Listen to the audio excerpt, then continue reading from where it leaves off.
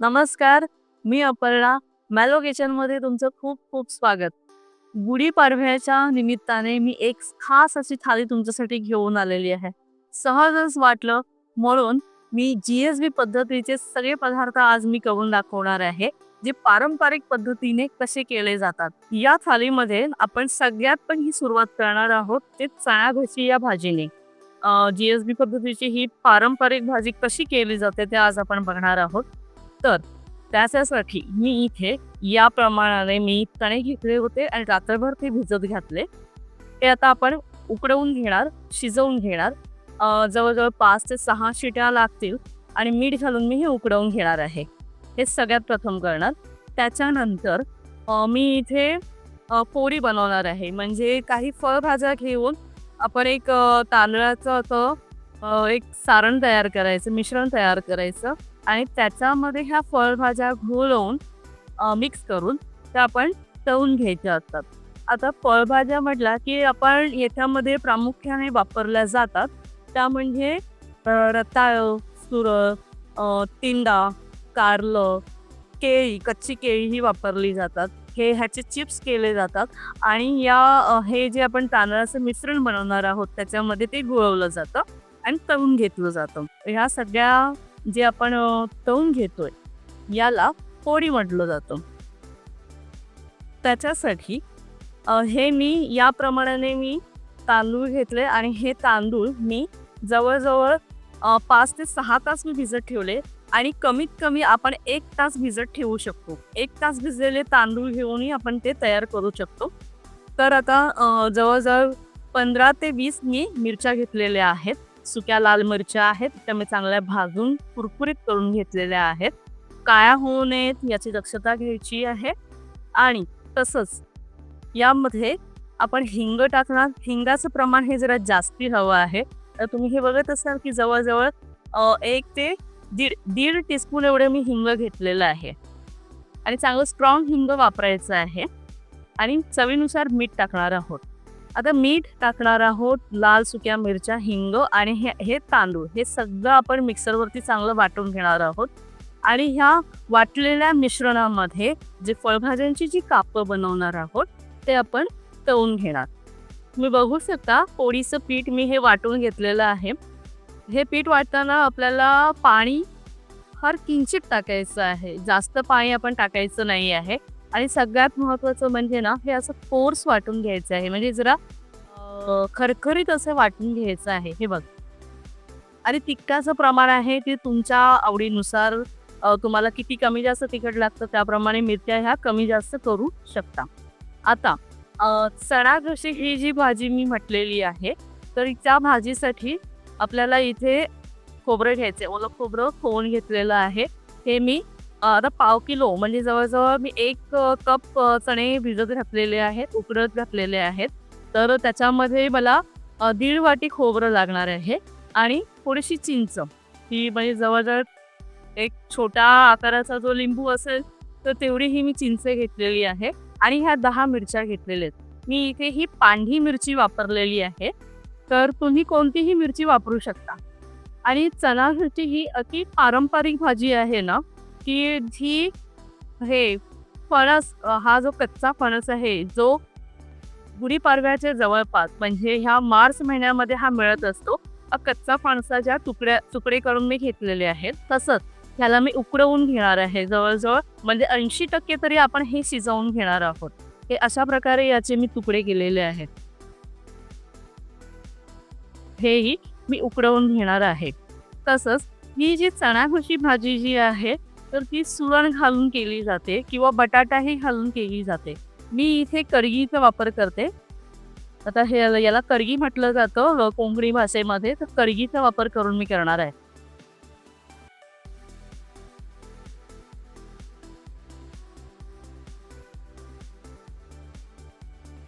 कच्च्या फणसाच्या ज्या पोळी केल्या होत्या ज्याला मी करगी असं म्हटलं होतं तर ते मी आता उकडावत ठेवलेलं आहे. जवळजवळ 10 मिनिटं आपण हे उकडावत ठेवणार आहोत आणि त्याच्यामध्ये मी थोडंसं मीठ टाकलेलं आहे. आणि अर्धवट आपल्याला हे शिजवून घ्यायचं आहे कारण बाकी आपण मसाल्याबरोबर हे शिजवून घेणार आहोत. आणि इथे मी चणेही उकडवत ठेवलेले आहेत आणि इथे मी चणेही उकडवत ठेवलेले आहेत. जवळजवळ 5 ते 6 शिट्या होईपर्यंत उकडवून घेणार आहोत. चणा घशीमध्ये जो मसाला वापरायचा आहे तो आपला वाटून झालेला आहे. मगाशी सांगितल्याप्रमाणे खोबरं, ओलं खोबरं, थोडीशी चिंच आणि मिरच्या घेतलेल्या आहेत. मी लाल मिरच्या सुक्या मिरच्या घेतल्या, पांढरी मिरची घेतली आणि तसंच ते काही मी भाजून नाही घेतली. मी डायरेक्ट हे सगळं मी वाटून घेतलेलं आहे. थोडंसं पाणी वापरून आपल्याला हे वाटायचं आहे आणि जरा थोडंसं रफ म्हणजे खरखरीत जरा वाटायचं आहे. एकदम खरखरीत नाही ठेवायचं, थोडं खरखरीत ठेवायचं आहे आणि वाटून घ्यायचं आहे. आपले चणे आणि कच्चा फणस शिजतोय तेव्हापर्यंत आपण पोळीचं जे पीठ केलेलं आहे त्याच्यामध्ये पोळी आपण गोळून घेऊया आणि तळून घेऊया. इथे मी रताळी घेतलेली आहेत, त्याचे मी अशा पोळी करून घेतलेल्या आहेत, कापं करून घेतलेली आहेत आणि कच्ची केळी घेतलेली आहेत. ती कच्ची केळीची कापं आहेत. आता हे पीठ जे मी मगाशी तुम्हाला दाखवलं, हे पीठ आपण आता घ्यायचं आहे एका प्लेटमध्ये.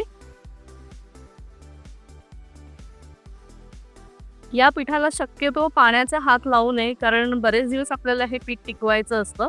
आपण हे कधीही वापरू शकतो. चांगल्या स्वच्छ अशा सुक्या अशा भांड्यामध्ये, डब्यामध्ये आपण जर हे ठेवलं तर ते महिनाभर तरी हे टिकतं. घट्टसर असल्यामुळे थोडंसं पाणी टाकूया. या पोळीच्या पिठामध्ये आपण रताळी, केळी, सुरण, कारलं, तिंडा, बटाटे याचीही कापं आपण घोळवून ते तळून घेऊ शकतो.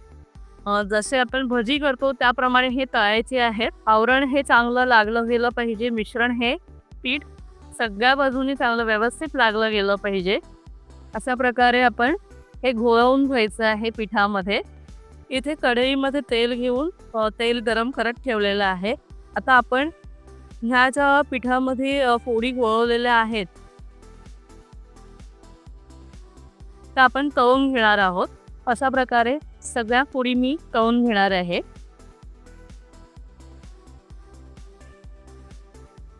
याच्यामध्ये तुम्ही सुरण, रताळं, कारलं, तिंडा म्हणजे पडवळ, तसेच कच्ची केळी, बटाट्याच्या पोळीही वापरू शकता. आपल्या पोळी सगळ्या तळून झालेल्या आहेत. आपले चणे चांगले शिजलेले आहेत. याच्यामध्ये हे जे भरपूर पाणी आहे ना, ते पाणी जर आपण असंच वापरलं तर आपली चणा घोशी ही गोडसर होऊ शकते. मी शक्यतो यातलं हे पाणी आहे ते काढून टाकते आणि मग मी पुढची भाजीची प्रक्रिया चालू करते. आता मी यातलं पाणी हे गाळून घेणार आहे आणि भाजी करायला सुरुवात करणार आहे. चणा घोशी करायला सुरुवात करणार आहे. आपलं हे कढगी कच्चा फणस जो आहे तोही आपला शिजलेला आहे. मसालाही तयार झालेला आहे. त्यामुळे आपण चणा घोशीला सुरुवात करूया. फणस आणि चणे मिक्स केलेले आहेत. आता याच्यामध्ये हा जो मसाला वाटलेला आहे तो आपण मिक्स करणार आहोत आणि थोडंसं पाणीही घालणार आहोत. मसाला मिक्स केलेला आहे. थोडंसं पाणी टाकून शिजवून घ्यायचं आहे. 2 उकळी तरी ह्याला चांगल्या आल्या पाहिजेत. मग याला आपण एक चांगली फोडणी देणार आहोत. खोबरेल तेल, राई आणि कढीपत्ता वापरून. याच्यासाठी आपल्याला हे शिजवून घेण्यासाठी आता फक्त हार्डली जास्तीत जास्त आपल्याला 4 ते 5 मिनटं लागणार आहेत. मी आता ह्याच्यामध्ये थोडंसं पाणी घालते. अर्धा कप मी पाणी घातलेलं आहे. एक लक्षात घ्यायचं आहे, आता मीठ टाकण्याची वेळ आहे. तर मीठ टाकताना चण्यामध्येही आपण मीठ टाकलं होतं आणि कच्चा फणस म्हणजे कढगी उकडवून घेतानाही आपण मीठ टाकलेलं होतं. त्यामुळे विचार करूनच आपल्याला मीठ टाकायचं आहे.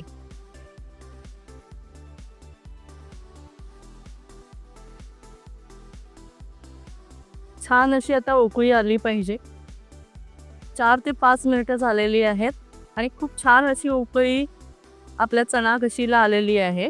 पाहिजे तुम्हाला किती पातळ हवं आहे, किती घट्ट हवं आहे, त्याप्रमाणे तुम्ही पाणी कमी जास्त करू शकता. ही अशी कन्सिस्टन्सी याची तयार झालेली आहे.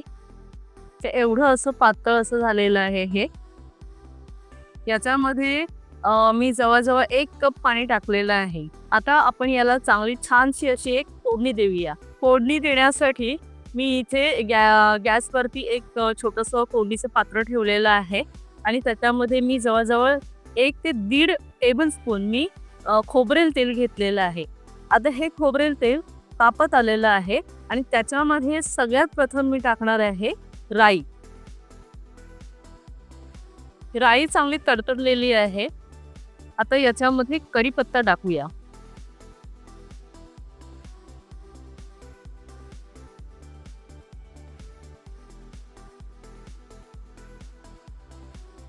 आता हिंग. छान अशी फोडणी आपली तयार झालेली आहे. गॅस बंद करते आणि फोडणी टाकायची आहे.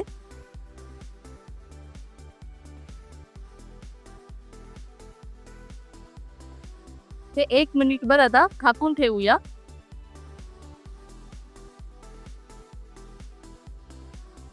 1 मिनिट झालेलं आहे. आता गॅस बंद करूया. आपली छान अशी अतिशय उत्कृष्ट चवीची अशी चणाघशी तयार झालेली आहे.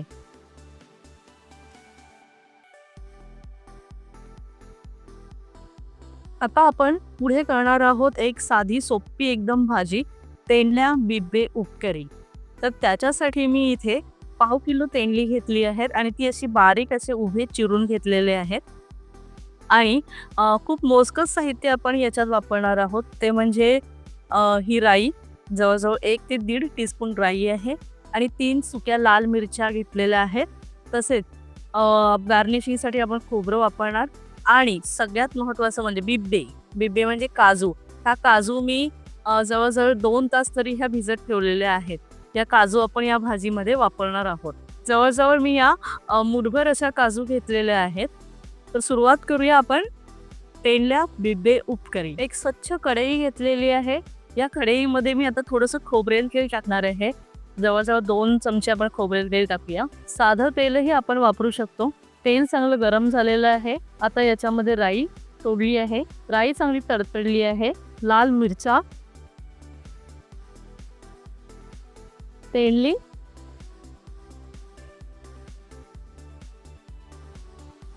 त्या मुठभर घेतलेला काजू छान असे व्यवस्थित आपण हलवून घेऊया. अतिशय सोपी असणारी ही तेंडली बिब्बे उपकरी आहे. पण ही जी भाजी बनते, ही जी उपकरी बनते ती एकदम राजेशाही आहे. कारण याच्यामध्ये आपण काजू वापरले आहेत. सुके काजू तुम्ही 2 ते 3 तास भिजत ठेवू शकता किंवा 1 तासही भिजत ठेवू शकता. ओले काजू घातल्यामुळे त्याची खूपच चव छान लागते. चवीनुसार मीठ. आता हे सगळं एकजीव होण्यासाठी आपण थोडंसं पाण्याचा हबका मारूया किंवा थोडंसं पाणी आपण याच्यामध्ये टाकूया आणि झाकण लावून 3 ते 4 मिनिटे आपण चांगली ही भाजी शिजू द्यायची आहे. छानपैकी असं व्यवस्थित हलवून घेऊया. आता याच्यामध्ये थोडंसं पाणी टाकूया किंवा पाण्याचा थोडासा हबका मारूया आणि झाकण लावून ही भाजी आपण चांगली शिजू द्यायची आहे, जेणेकरून हे सगळं एकजीव होईल.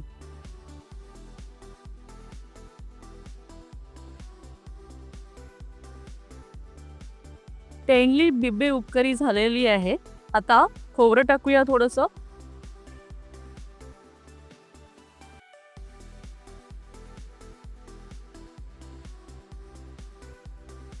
खूप छान अशी आपली भाजी शिजलेली आहे. आपली ही तेंडली बिब्बे उपकरी तयार झालेली आहे. गॅस बंद करते आता. मी इथे 2 वाटी भात करणार आहे. साधा भात मी शिजवून घेणार आहे.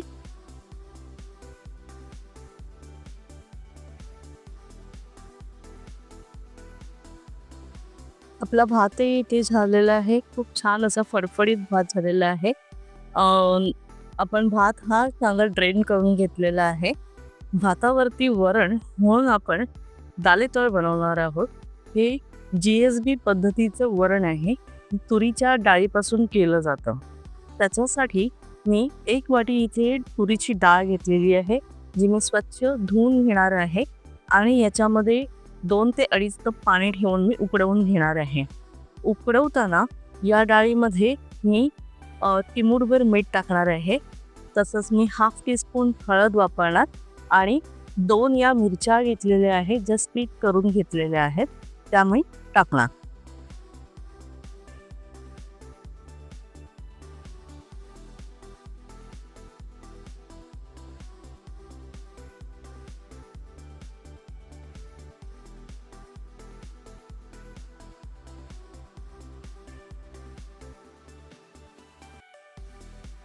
आपली डाळ आता छान उकडून झालेली आहे.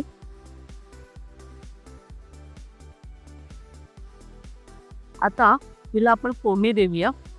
किती पातळ डाळ हवी आहे त्याप्रमाणे आपण 1 ते 1.5 ग्लास आपण पाणी टाकणार आहोत. मीठ थोडंसं टाकलेलं आहे. त्यामुळे पुढे आपण किती लागणार आहे त्या अंदाजाने मीठ आपण टाकणार आहोत. आणि फोडणीसाठी मी इथे 3 सुक्या मिरच्या घेतलेल्या आहेत. तसेच 10 ते 12 कढीपत्त्याची पानं घेतलेली आहेत. हिंगाचं प्रमाण जरा जास्त घ्यायचं आहे, कारण एक खमंग असा छान असा स्वाद आला पाहिजे, त्यामुळे हिंग इथे जरा जास्त वापरलं जातं. आणि राई ही असलीच पाहिजे फोडणीसाठी. आणि चवीनुसार आपण मीठ टाकणार आहोत. किती मीठ लागणार आहे त्या अंदाजाने आपण मीठ वापरणार आहोत. आणि या फोडणीसाठी मी खोबरेल तेल वापरणार आहे. डाळीमध्ये मी 1.5 ग्लास पाणी टाकलेलं आहे आणि छानपैकी आपण त्याला एक उकळी काढायची आहे. आता मस्त अशी एकदम छान तडकेदार फोडणी आपल्याला द्यायची आहे. तर त्याच्यासाठी मी इथे जवळजवळ 1 टेबलस्पून एवढं मी खोबरेल तेल घेणार आहे. ते थोडं गरम करू द्यायचं आहे. खोबरेल तेल चांगलं गरम केलेलं आहे. आता याच्यामध्ये मी राई टाकणार आहे, जी मी 1 टीस्पून घेतलेली आहे. कढीपत्ता, मिरची,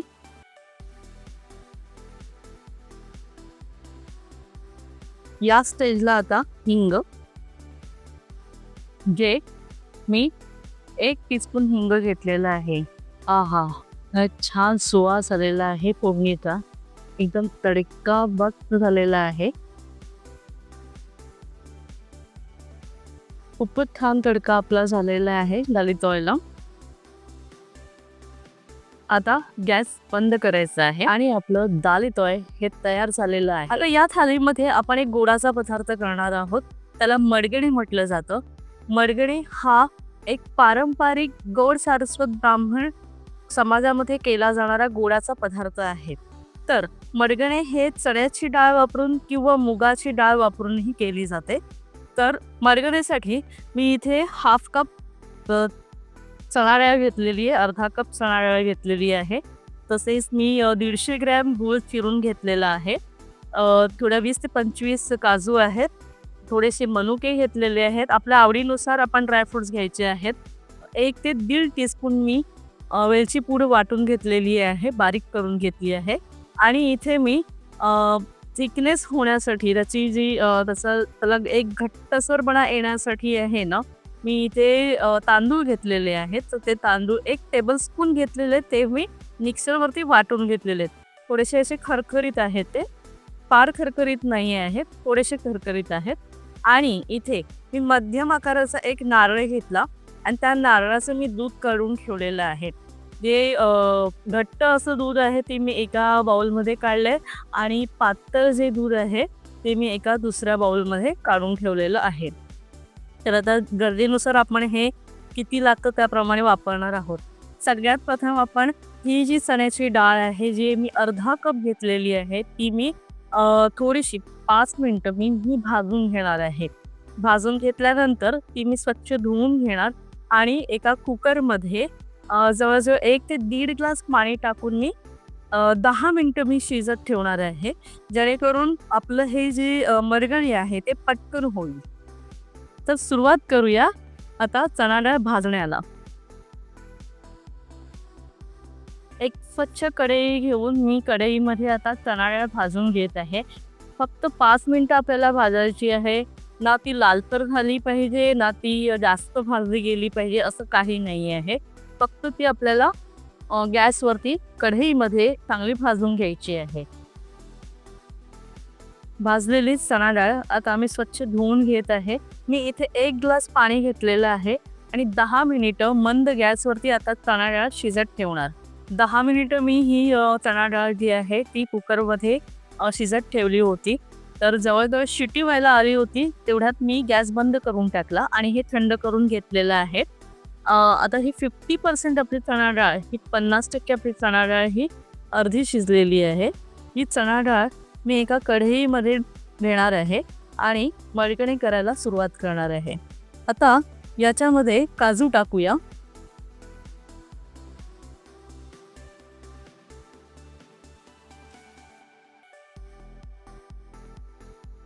आपली डाळ चांगली आपण शिजवून घेतलेली आहे. 50% पेक्षा जास्त शिजवून घेतलेली होती आणि आता मी अजून 40 मिनिटं तरी लागली ही अशा पद्धतीने एवढी शिजण्यासाठी.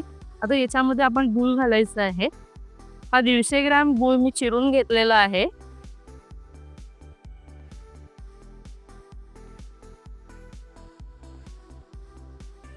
गूळ खूप चांगल्या प्रकारे आता विरघळलेला आहे. आता याच्यामध्ये जे 1 टेबलस्पून तांदूळ जे आपण वाटून घेतले होते, तर ते आपण घालूया. याच्यामुळे आपलं जे मडगणे आहे ते चांगलं घट्ट व्हायला मदत होईल.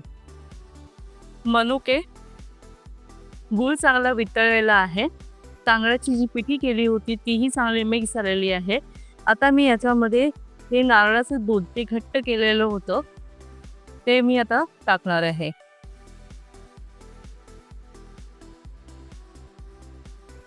कन्सिस्टन्सी बघा ह्याची, हे किती पातळ आहे ते बघा. अशा प्रकारे आपल्याला हे मडगणे करायचं आहे. ही कन्सिस्टन्सी असली पाहिजे. आता याच्यामध्ये मी चिमूटभर मीठ टाकणार आहे. मी याच्यामध्ये आधी जवळजवळ 1 ग्लास ते 1.5 ग्लास मी घट्ट दूध टाकलं. त्याच्यानंतर गरज वाटली म्हणून मी अजून पातळ जे दूध केलेलं होतं तेही मी टाकलेलं आहे. आता ह्याची कन्सिस्टन्सी बघा, खूप छान एकदम शिजलेलं आहे आपलं मडगणे. आता याच्यात मी वेलची पूड टाकणार आणि आपलं मडगणे झालेलं आहे. ते जवळजवळ 1 ते 1.5 टीस्पून आपलं वेलची पूड आहे.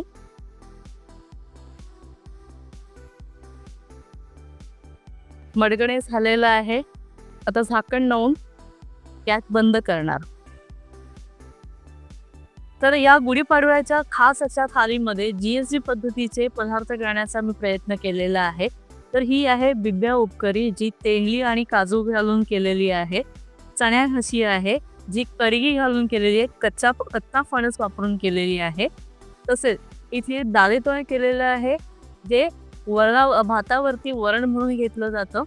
आणि ह्या पोळी आहेत, जे मी रताळी आणि कच्ची केळी वापरून केलेल्या आहेत. ही कोशिंबीर आहे, लिंबू, मीठ, तळलेली मिरची आणि लोणचं इथे ठेवलेलं आहे. भाकरी, पापड आणि सगळ्यात महत्त्वाचं म्हणजे स्वीटमध्ये इथे आहे मडगणे, जे चणा डाळीपासून आपण केलेलं आहे. आणि हे नेहमीचं आपलं ताक. अशा प्रकारे ही माझी गुढीपाडव्याची थाली तयार झालेली आहे. अशा प्रकारे ही थाली तुम्ही नक्कीच या गुढीपाडव्याला करून बघा आणि आपल्या घरामध्ये या सणाचा आनंद द्विगुणित करा. आणि आमच्या मेलो किचनला लाईक, शेअर आणि सबस्क्राईब करा. धन्यवाद. अन्न हे पूर्ण ब्रह्म. आणि गुढीपाडव्याच्या तुम्हा सर्वांना खूप खूप शुभेच्छा.